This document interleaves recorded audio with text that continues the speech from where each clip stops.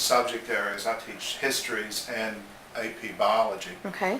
So this morning we're talking about the Depression, and the student that's coming on in a few minutes will have this activity where he has this hypothetical person with a budget in 1928, and then he has to create another budget in 1933 when the guy's lucky enough to still have a job, but he's making a lot less money. And so he has to figure out what he has to cut back on, like maybe health care or entertainment expenses and that sort of thing, and how much is he going to be able to afford to have food for his family and so forth. So we're doing that. Greenland, which is up in the northwest part of the state, about 30 minutes south of Fayetteville. And this is AP US History, and Dylan Stewart is the only student in this class. Okay. Later this afternoon I have another section of the same class with 4 other students in 2 different schools. Okay. Okay. Dylan, a couple of things really quickly. Is a senior. He's looking forward with great anticipation for his last month of school. And where are you planning on going to college next year, Dylan? Have you just... U of A. Oh yeah? That's a good school. I have sons that go to UCA, but not. Anyway, let me explain what we're going to be doing. You remember a few weeks ago when I sent you those handouts about the Depression, and you answered those series of questions after reading that guy's overview of the causes and what set it up.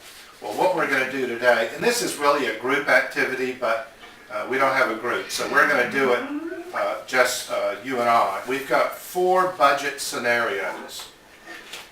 One is a construction worker, a railroad worker, a teacher, and a farmer.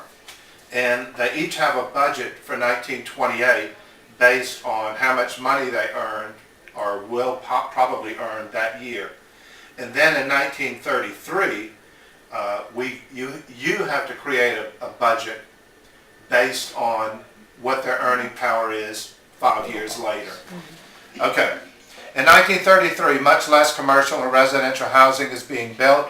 Prices for most goods and services have fallen by 29%. Nearly 25% of your co-workers have lost their jobs. Fortunately, you are still working, but your income has dropped to the movies, buying a pizza, no pizzas back in 1928, and then your savings. Which of these in your budget can you either cut out or decrease? Cut out savings. Right, your savings are probably gone. The area that I look at, and it's iffy because you have 4 kids, and it's 5 years from now. So, you know, for you and your wife, might not be such a big deal, but kids 5 years older, I was looking at this last night and thinking clothing, but with 4 kids, you may not be able to cut back that much on clothing. And now your 4 kids are 5 years older, and I don't know whether most kids aren't able to look at themselves and reflect, but as a parent, I can tell you that kids aren't, they don't understand this stuff. And they don't understand why we can't go to the movies anymore, or why I can't go to the doctor because I feel bad. And, why can't we have dessert after every meal, or this sort of thing. It's hard for kids to understand. So the toll was there. And when I talked to my parents, who are gone now, but when I used to talk to my mom, she lived through this. And she told me some stories of things that they had to do as children. She had to go door to door selling donuts that my grandmother made every morning before she could go to school. And her sister, my aunt, who apparently used to throw tantrums on the street corner and say, "I'm not knocking on another door." It was humiliating, it was embarrassing, and these kids had to live with that through the times that they were. All right, have you got your handouts yet? Okay, and what's your name? Dylan Stewart. Where do you go to school, Dylan? Greenland. Greenland? Where's Greenland? It borders Fayetteville to the south. What year are you in school? I'm a senior. And what class are you taking through distance education? AP US History. AP US and History. How's the class going, Dylan? Do you like it? I like it. Dylan, Does your school not offer AP U.S. History? Is that why you need to take it through Office of Distance Education? Yes. So if it weren't for distance education, you wouldn't have had this opportunity to take history, AP U.S. History? No, ma'am. No. And after this course, are you looking forward to taking the AP exam? I wouldn't say looking forward, but I'm not as scared as I was in the other AP classes. Good. So you feel prepared. Yes. And what happens, if you score well on the AP exam, what do you get for that? College credit. How much college credit do you know? I don't know. I guess I don't have to take history in my freshman year. That would be a big advantage for you, wouldn't it? I'm really pleased with him. It's unfortunate that he's in there by himself. There was another girl at the beginning of the year, but she dropped.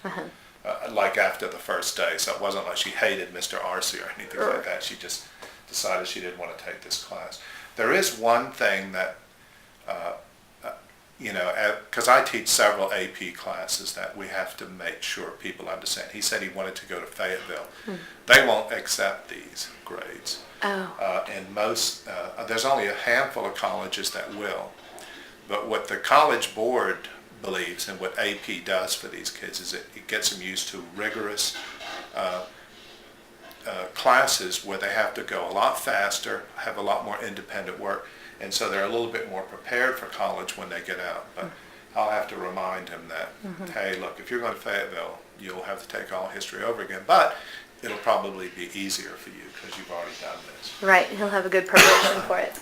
And that's what they hope, but it's unfortunate because a lot of kids are taking AP classes because it originally was designed to get out of college, having to take the college course. Plus, they get what they call honors credit at their schools, and so a lot of kids are taking it for the honors credit. If he's got an A in this class, which is worth more than an A in, say, a regular American history class. So it's good for their GPA, and it's good for their transcript to show that they have AP classes. And Arkansas is 5th in the country with the number of kids taking the AP exam and AP classes. Do teachers have to have a special certification to teach AP courses? We have to go through a 1-week training through the college board to get certified. And we're not certified on our license, but we get a certificate. The reason you're teaching so many AP courses and you're doing it via distance ed is because these schools otherwise wouldn't be able to offer AP courses? That's right. And that's what happened when they put the mandate out. I think it was when Mike Huckabee was the governor. He said by 2008, every school in the state has to have at least one AP class in a science, a social studies, and an English. And the smaller schools were like, how can we do that? We don't have the teachers. We can't afford to hire the teachers. So we've been able to fill that gap in a lot of schools. Arkansas does something that's not unique, but it's rare, is our students don't have to pay for this exam. The state pays for it. So pretty nearly every kid that takes AP takes the exam. Nice. And that's not the case in a lot of states, because if the kid thinks, it's too hard, I'm kind of looking forward to this young man's results. I think he'll do well. He's done really well in my class, and not just making the grade. I think he's genuinely learned something. I think he has an interest in history anyway. He doesn't open up and share that much with him, but based on the way he writes and what he puts out, I've been pretty pleased with him. I wish he was in. I have an afternoon class, and I've actually used his work in that class, and I've gotten his permission, but I've used his work in the class to show this is a good answer. And I read it to him and said, this was the guy who did this right on the spot, just like you are, and this is what he came up with. And to try to bring them up. But it's been pretty good. He'll probably be getting really excited soon because he's only got about another month of school. Sounds good. He's glad to move on to college. A success story. Hopefully. We'll see the scores in August.